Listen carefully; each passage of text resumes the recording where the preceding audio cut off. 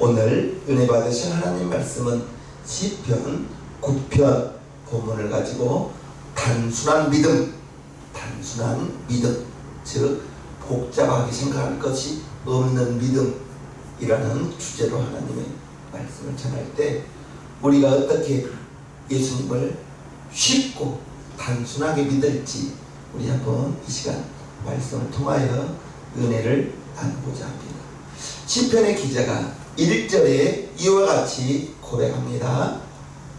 제가 읽어드리겠습니다. 내가 전심으로 여호와께 감사하오며 주의 모든 기사를 전하리이다.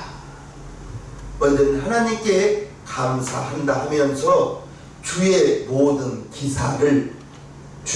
기사라고 이렇게 나오는데, 한글 성경에 찾아보면 주의 놀라운 행적, 주님의 놀라운 일, 이렇게 말할 수가 있는 것입니다.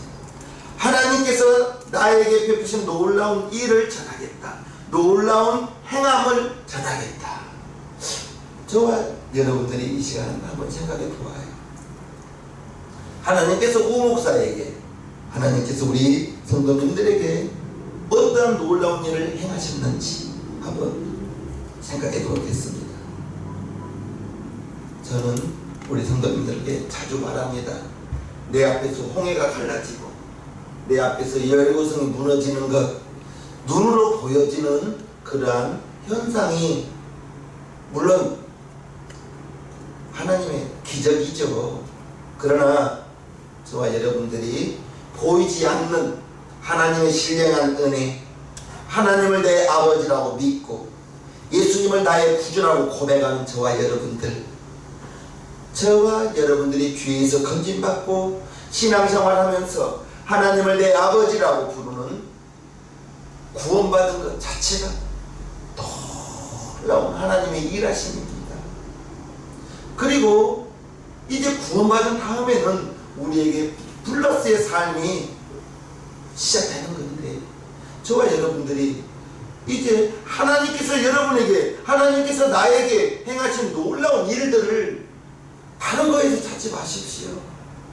구원받은 것, 신앙생활하고 있는 것, 이 시간 예배에 참석하고 있는 것, 이것이 기적입니다.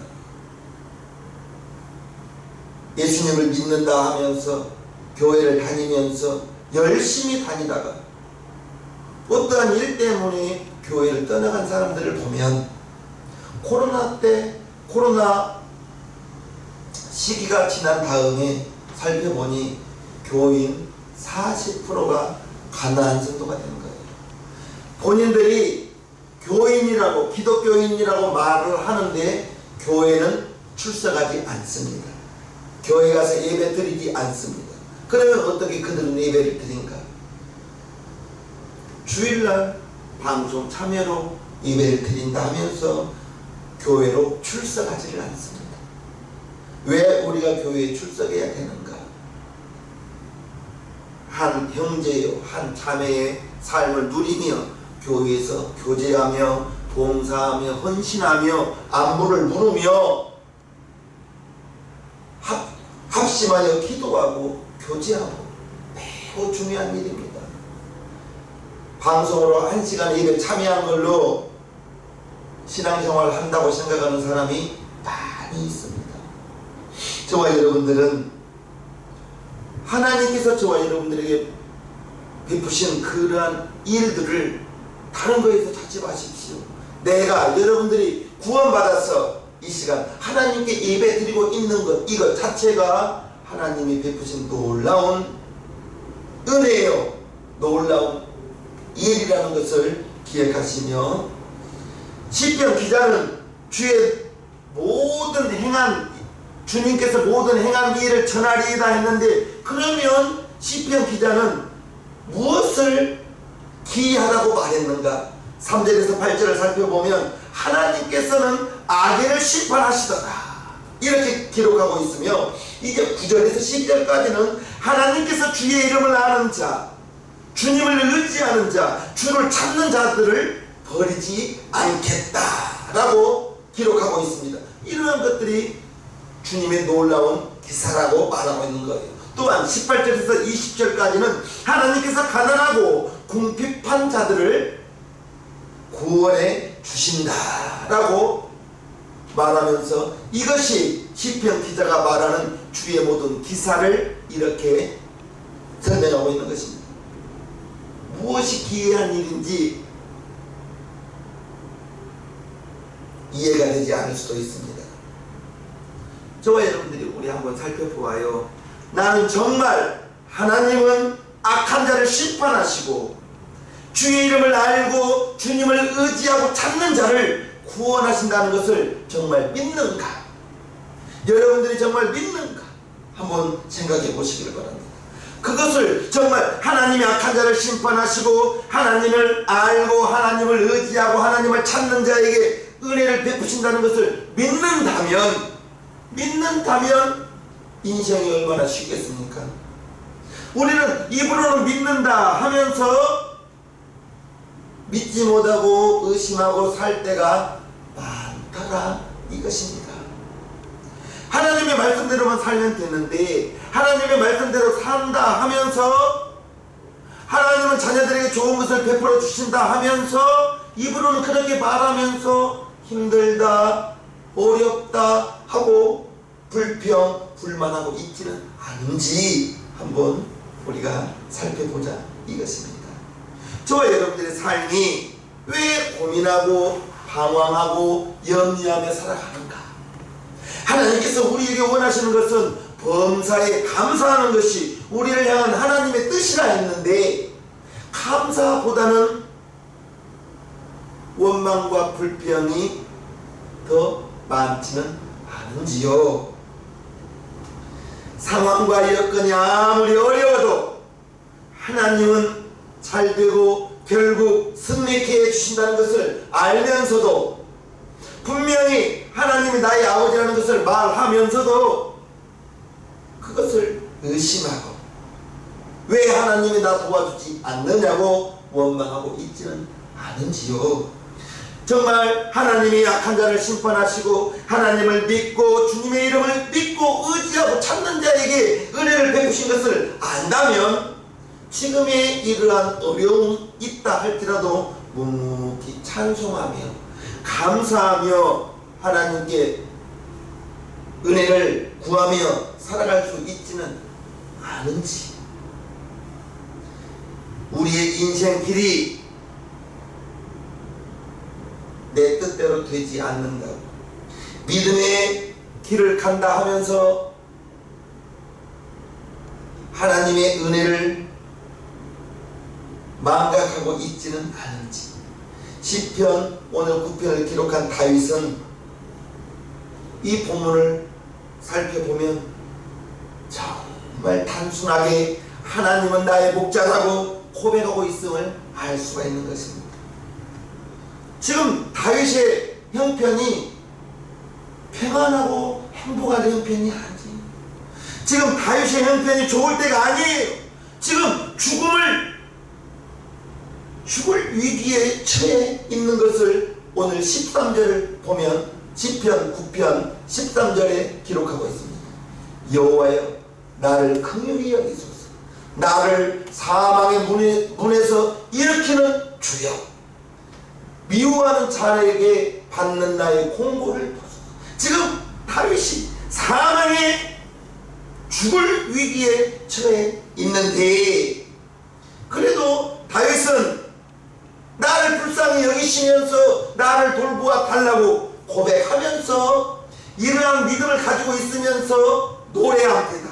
다윗이 기도만 하는 것이 아니라 노래하면서 승리를 미리 선포하는 것을 볼 수 있는데 9절 여호와는 또 압제를 당하는 자의 산성이시요 환난 때의 산성이시로다. 11절요 너희는 시온에 거하신 여호와를 찬송하며 그 행사를 백성 중에 선포할지어다.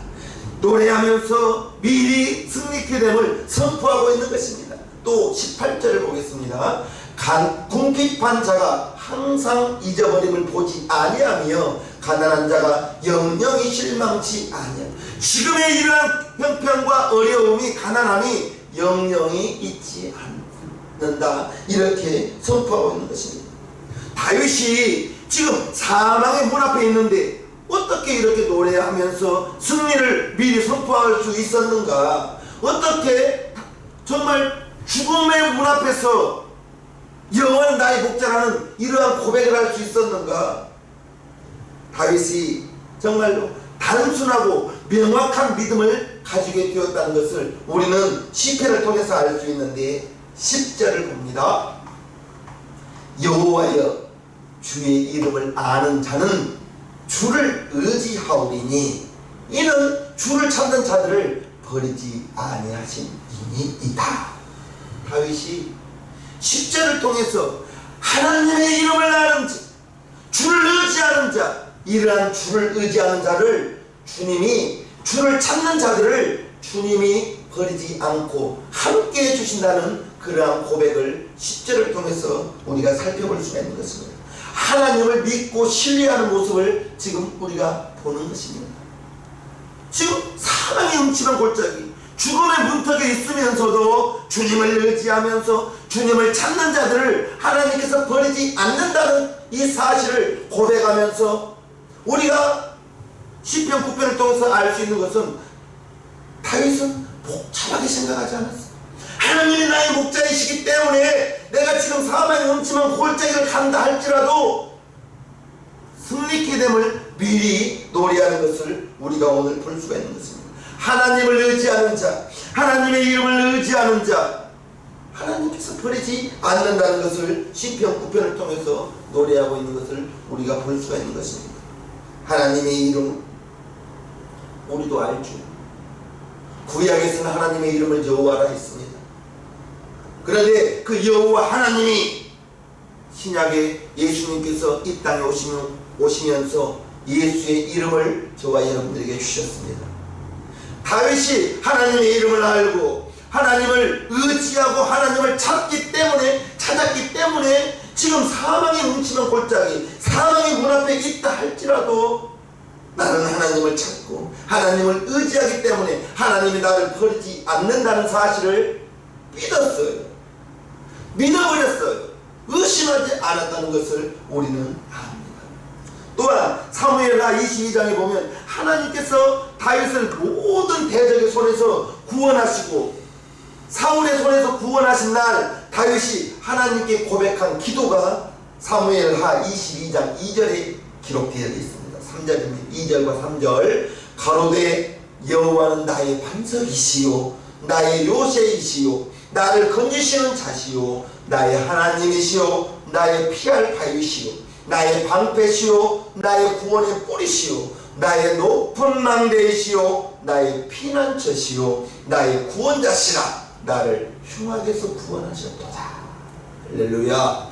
하나님께서 나를 사망의 음침한 골짜기에서 건지시는, 구원하시는 나의 방패가 되시고 나의 반석이 되시고 요새가 되시는, 나를 죽음의 골짜기에서 건지시는 하나님이시라고 고백하고 있는 것을 우리는 알 수 있는 것입니다. 다윗은 머리로 알았던 하나님이 아니고 자기의 삶 속에서 17살에 사무엘 선지자로부터 기름 부음을 받았습니다. 왕이 될 기름 부음을 받았습니다. 그러나 17살에 기름 부음을 받았지만 다윗이 왕으로 즉위한 것은 30세에 즉위했습니다. 즉 13년 동안은 많은 어려움을 겪으면서 살아갔던 거예요. 사울왕으로부터 3,000명의 군사들을 사울왕이 보내어서 다윗을 죽이고자 했습니다. 13년간 피난살이였습니다.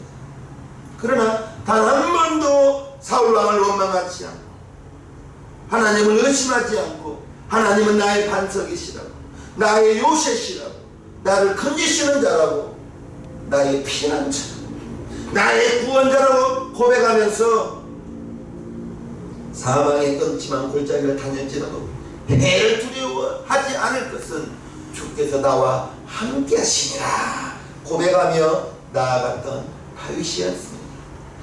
지식에서 나온 것이 아니에요.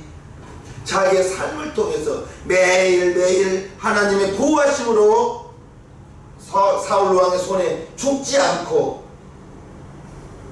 자기를 죽이려 했던 그 사울 왕을 다윗이 굴 속 깊은 곳에 숨어 있을 때 사울 왕이 자기 굴 앞에 와서 굴 속에서 자고 있었습니다. 그러나 다윗의 부하가 하나님이 주신 기회라고 이때 왕을 우리가 치자고 해하자고 했지만 다윗은 하나님의 기름 부은 자를 나는 그렇게 해할 수 없다 하면서 그 자리를 피했습니다. 하나님께서 기름 부은 자를 자기가 해할 수 없다. 두 번이나 그러한 기회가 있었지만 다윗은 두 번째 사울 왕의 옷자락 벤 것까지도 나중에는 후회한 것을 알 수가 있었습니다. 실제 다윗이 삶 속에서 하나님을 경험하면서 놀라운 일들을 간증하고 있는데 하나님을 믿을 때 하나님을 믿음으로 말미암아 수없는 삶의 경험을 하나님의 건지심과 보호하심을 도우심을 겪었던 것입니다. 시편 23편은 안 믿는 사람도 아는 구절입니다. 이 시편을 기록할 당시 다윗의 형편은 정말 사울 왕으로부터 사울 왕의 지독한 시기였습니다. 사울이 죽인 자는 천천히요 다윗이 죽인 자는 만만이라는 그러한 백성들의 노래소리를 듣고 시기가 났습니다. 질투한 것입니다. 그리고 그때부터 사울 왕은 다윗을 죽이기로 작정하며 다윗은 죽을 힘을 다하여 도망다닐 때였습니다. 시편 23편이 이때 기록한 거예요. 다윗이 무슨 잘못을 해서도 아닙니다. 오직 왕이 시기하였어. 시기의 대상이 되어서 도망자 신세가 된 것입니다. 그런데도 다윗은 여호와는 나의 목자시니 내게 부족함이 없으리로다 고백하며 시편 23편을 기록합니다. 사망의 음침한 골짜기를 다니고 있지만 자기가 사무엘 선지자로부터 기름 부음 받은 사실을 기억하면서 참고 또 참고 인내하면서 원수와 맞닥뜨린 일도 있었지만 그 자리를 피하였습니다. 그때마다 다윗은 조용히 묵상한 줄로 믿습니다. 여호와는 나의 목자가 되신다. 여호와는 나의 목자가 되신다. 하나님이 나와 함께 하신다. 그러므로 사망의 음침한 골짜기를 다닐지라도 해를 두려워하지 않았다는 것을 우리는 시편을 통해서 알 수가 있는 것입니다. 여호와가 나의 목자가 되시고 하나님이 나와 함께 하시니 그 다음 고백 내게 부족함이 없으리로다 이렇게 고백한 다윗. 그러한 다윗을 보았을 때 하나님이 내 마음에 합한 다윗이라고 하나님께서 다윗을 인정하고 칭찬했습니다. 그래서 하나님께서 다윗의 믿음대로 도망자 신세가 되었지만 나중에는 군사가 400명이나 따라다니고 그 후에는 600명이 따라다녔지만 그들은 굶지 않고 살 수가 있었던 것입니다. 우리가 요한복음 15장 7절을 한번 살펴봅니다.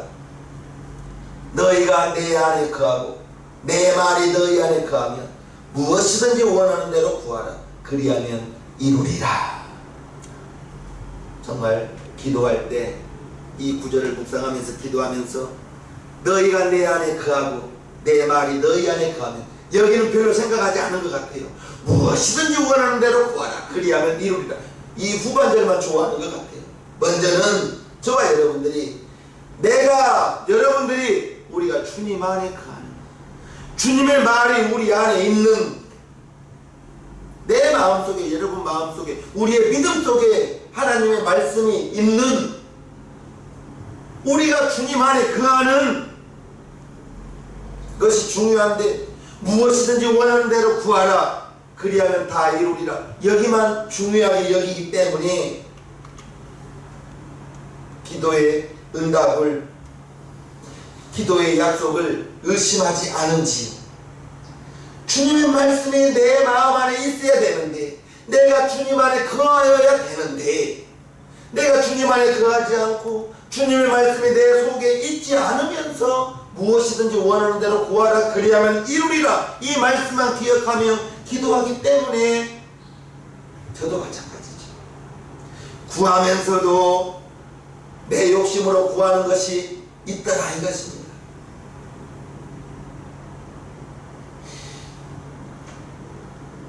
우리가 단순하고 강력한 믿음을 가지지 못한 이유가 하나님의 말씀을 내 마음속에 깊이 간직하지 못하고 건성으로 들을 때가 많더라는 것입니다.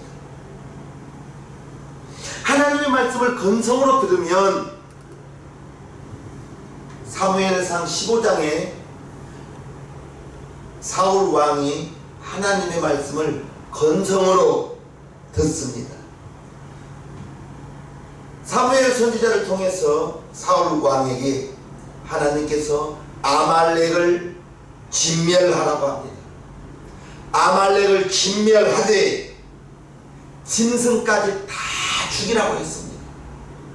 왜 하나님이 아말렉을 이처럼 미워하는가? 앞으로 거슬러 올라가면 출애굽기에 이스라엘 백성들이 출애굽을 하는 장면이 나옵니다. 그런데 이 아말렉 족속이 이스라엘 백성들을 저 뒤에 뒤쳐져 있는 약한 사람들을 공격하는 대목이 나옵니다. 하나님이 그것을 기억하시고 사무엘 선지자를 통하여 사울 왕에게 하나님의 말씀을 전합니다. 가서 아말렉을 다 진멸, 짐승까지도 다 죽이라, 이렇게 사무엘 선지자를 통해서 사울 왕에게 하나님의 명령을 전했는데, 사울 왕이 아각 왕을 포로로 끌고 옵니다. 왜 그랬을까 한번 생각해봐요. 성경에는 자세히 기록되지 않았지만 다윗이 장군이 되어서 천부장이 되어서 나가는 전쟁마다 이기거든요. 그래서 다윗이 계산할 때 백성들이 나가서 다윗을 환영하면서 사울이 죽인 자는 천천히요 다윗이 죽인 자는 만만이라, 여기에 사울 왕이 질투를 합니다. 그리고 시간이 흘러서 아말렉과의 전쟁에서 사울 왕이 직접 나가 그들과 전쟁을 할 때 왕을 아각을 사로잡은 거예요. 이제 적군 나라의 왕을 사로잡아서 이 왕을 끌고 가면 백성들이 얼마나 나를 환영해 주겠는가. 아마 그것 때문에 아각 왕을 죽이지 않고, 또한 수많은 양과 소를 값어치 없는 보잘것없는 것들은 죽이고 좋은 소들을 견물생심 보고 죽이기가 아까워서 끌고 오는 거예요. 아각 왕을 사로잡고 좋은 소들을 끌고 의기양양하게 이스라엘로 돌아오는 길에 사무엘 선지자와 만납니다. 사울 왕은 너무나 기뻐서 이렇게 말합니다. 사무엘상 15장 13절요. 사무엘이 사울에게 이른즉, 사울과 만났습니다. 사울이 그에게 이르되 사무엘에게 말합니다. 원컨대 당신은 여호와께 복을 받으소서. 내가 여호와의 명령을 행하였나이다. 내가 하나님의 명령으로 아말렉을 가서 쳐 부셨습니다. 이렇게 사무엘 선지자에게 말하고 있는 것입니다. 그 말을 들은 사무엘 선지자의 마음은 무너져 내립니다. 간밤에 사무엘 선지자는 밤새도록 하나님께 기도합니다. 사울 왕을 용서해달라고. 하나님의 진노로 철회하면서 기도하면서 지금 무거운 마음으로 오고 있는데 아닌가 다를까 사울 왕이 아각 왕을 포로로 잡아서 좋은 황소들을 이끌고 개선하고 있는 거예요.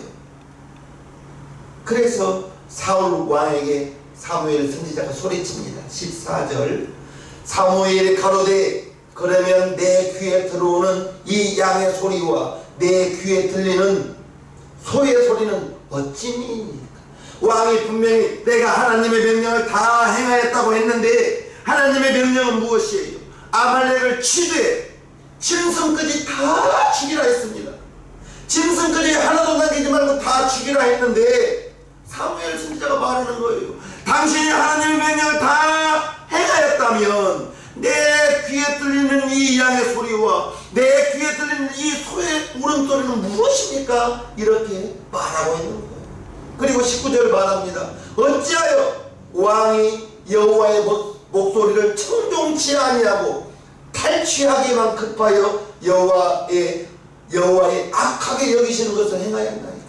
왜 물건을 보고 왕을 사로잡아 오면서 욕심으로 다윗 왕에게 더 칭찬받아 보려고 하나님이 악하게 여기시는 것을 행하였나고 사무엘 선지자가 이렇게 왕을 책망하고 있는 거예요.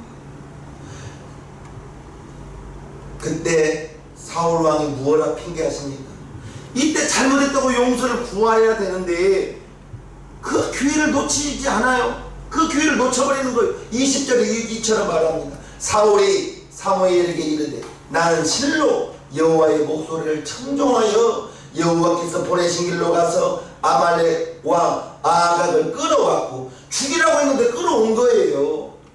아말렉 사람을 진멸하였으나 21절 다만 백성이 그 마땅히 멸할 것 중에서 가장 좋은 것으로 길갈에서 당신의 하나님 여호와께 제사하려고 양과 소를 취하였나이다.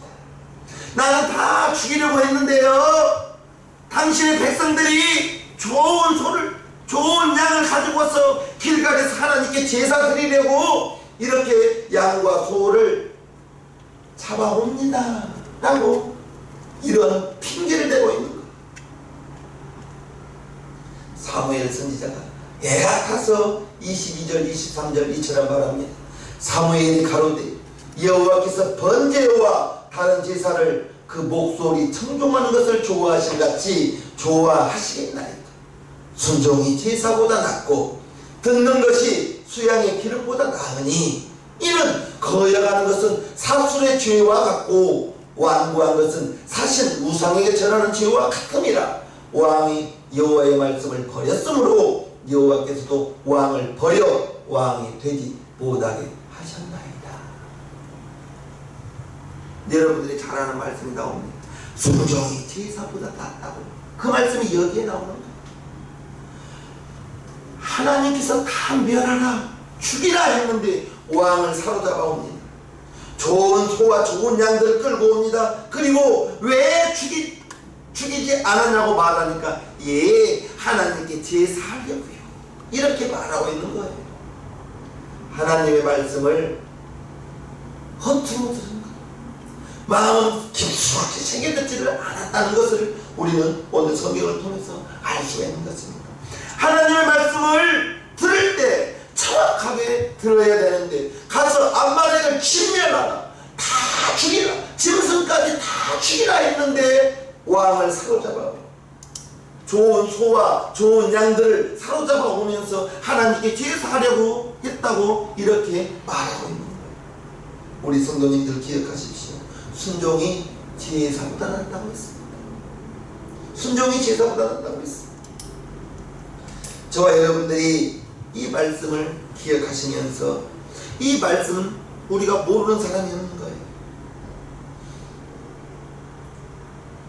말씀대로 살아야 한다는 결단을 내려봅니다. 우리가 고린도전서 6장 19절 말씀을 한번 살펴봅니다. 너희 몸은 너희가 하나님께로부터 받은 바 너희 가운데 계신 성령의 전인 줄을 알지 못하느냐. 너희는 너희의 것이 아니라 값으로 산 것이 되었으니 그런즉 너희 몸으로 하나님께 영광을 돌리라. 그리고 빌립보서 3장 7절에서 9절까지 그러나 무엇이든지 내게 유익하는 것을 내가 그리스도를 위하여 다 해로 여길 뿐더러 또한 모든 것을 해로 여김은 내 주 그리스도 예수를 아는 지식이 가장 고상함을 인함이라. 내가 그를 위하여 모든 것을 잃어버리고 배설물로 여김은 그리스도를 얻고 그 안에서 발견되려 함이니 내가 가진 의는 율법에서 난 것이 아니요 오직 그리스도를 믿음으로 말미암은 것이니 곧 믿음으로 하나님께로서 난 의라. 이 말씀이 우리에게 복음으로 들려야 되는데 부담스럽게 들리거든요. 내 몸을 그리스도 안에서 모든 것을 다 해로 여긴다 했는데, 하나님께 영광을 돌리라 했는데, 하나님의 기쁨에, 하나님이 기뻐하는 기쁨이라는 육신에 우리의 삶이 되어야 하는데 부담스럽거든요. 빌립보서 말씀을 보면 이제 우리가 그리스도 안에서 다 해로 여기고 배설물로 여겨야 되는데, 주 예수보다 더 귀한 것은 없다고 했는데 주 예수보다 더 귀한 것은 있거든요. 부담이 되거든요. 우리가 그러면 어떻게 우리의 믿음의 생활을 할 수가 있겠는가? 저와 여러분들이 예수의 이름을 알지만 다시 한번 살펴보아요. 예수님의 이름이 마태복음 1장 21절에 아들을 낳으리니 이름을 예수라 하라. 이는 그가 자기 백성을 저희 죄에서 구원할 자이심이라. 예수라는 이름은 우리를 죄에서 구원할 자예요. 23절에 또 다른 뜻의 예수의 이름이 있습니다. 보라 처녀가 잉태하여 아들을 낳을 것이요 그 이름은 임마누엘이라 하리라 하셨으니 이를 번역한즉 하나님이 우리와 함께 계시다. 즉 예수라는 이름은 죄에서 우리를 구원할 자, 그가 예수고, 또한 하나님이 우리와 함께 계시다는 뜻. 예수, 임마누엘이라는 뜻이 하나님이 우리와 함께 계시다는 뜻인데, 그 이름이 임마누엘이요 예수라는 것을 우리는 압니다. 그 임마누엘 예수님을 우리가 항상 바라보면서 우리가 단순하게 믿어야 되는 거예요. 내가 예수의 이름을 알면서 하나님의 자녀가 되는 거예요. 믿고 의심할 필요가 없는 거예요. 그냥 믿어버리는 거예요. 믿고 여호와는 나의 목자시니 내가 부족함이 없으리라. 수없이 살펴보면서 말하면서 지금도 하나님이 나를 쉴만한 물가로 푸른 초장으로 인도하신다. 환경 보고 의심하지 말고, 어려움 당할 때 의심하지 말고, 그냥 묵상하면서 하나님은 나의 목자라는 사실을 믿으시면서 의심하지 말기를 바랍니다. 단순하게 믿으시기를 바랍니다. 그냥 믿어버리세요. 마음 한켠에서 의심이 들어올 수 있어요. 문제를 보고 어려움을 쳐다보면 의심 들어옵니다. 하나님의 자녀에게 좋은 것을 주신다 했는데 왜 이렇게 어려움이 다가오는가? 때가 있죠. 임마누엘 대신 예수님을 항상 바라보면서 하나님의 약속, 성경에 기록된 약속의 말씀들을 그냥 단순하게 믿어요. 오늘 제목이 단순한 믿음이라 했습니다. 단순한 믿음. 의심하지 마세요. 고린도후서 1장 20절 하나님의 약속은 얼마든지 그리스도 안에서 예가 되니 그런즉 그로 말미암아 우리가 아멘하여 하나님께 영광을 돌리게 되느니라 했습니다. 저와 여러분들이 그리스도 안에서 예수 안에 거하여야 하나님의 약속은 얼마든지 이해가 된다는 거예요. 부담되죠? 24시간을 살면서 어떻게 24시간 하나님을 생각할 수 있는가? 우리 마음에 예수님이 나의 주인으로, 나의 왕으로 와 계셔야 됩니다. 손님으로 와 계시면 안 되는 거예요. 예수님이 나에게 왕으로 와 계시지 않으면 결국 내 생각대로, 내 뜻대로 살게 되는 것입니다. 저와 여러분들이 이제 하나님 말씀대로 순종하기를 작정하면서 무조건 순종하기를, 순종이 안 되면 순종하는 척이라도 해보시라고요. 순종하는 척 하다 보면 순종의 길로 가고 있는 여러분들의 모습을 발견할 수가 있는 것입니다. 24시간 주님만 생각할 수는 없죠. 주무시기도 해야 되고 일도 해야 되고. 그러나 시시때때로 내 안에 와 계신 주님, 내 안에 와 계신 주님, 믿음의 주요 온전케 하신 예수를 바라보라 했는데 예수님 바라보는 우리의 시선이 세상을 바라보며 문화를 바라보며 세상 즐거움을 쫓고 있진 않은지 살펴보자고요. 단순한 믿음입니다. 나는 하나님의 자녀됨이 확실하다. 예수님이 나 위하여 피 흘려 주심이 확실하다. 예수님이 피 흘려 주심으로 말미암아 내 죄는 용서 안 받고 나는 하나님께로 나아가는 새롭고 산 길을 우리 예수님이 열어주셨다. 그것을 믿는 것입니다. 믿는 거예요. 믿으면서 그 예수님께 감사하며 우리가 예배하며 이 시간에 이렇게 예배드리고 있는 것 아니겠습니까? 의심하지 마세요. 의심하지 말기를 주님의 이름으로 축복하며, 내 안에 계신 주님, 여러분 안에 계신 주님을 의지하며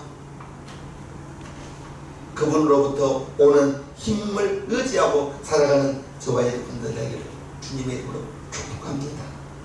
찬송가 내 영혼의 햇빛 비치니 찬양 올려드립니다.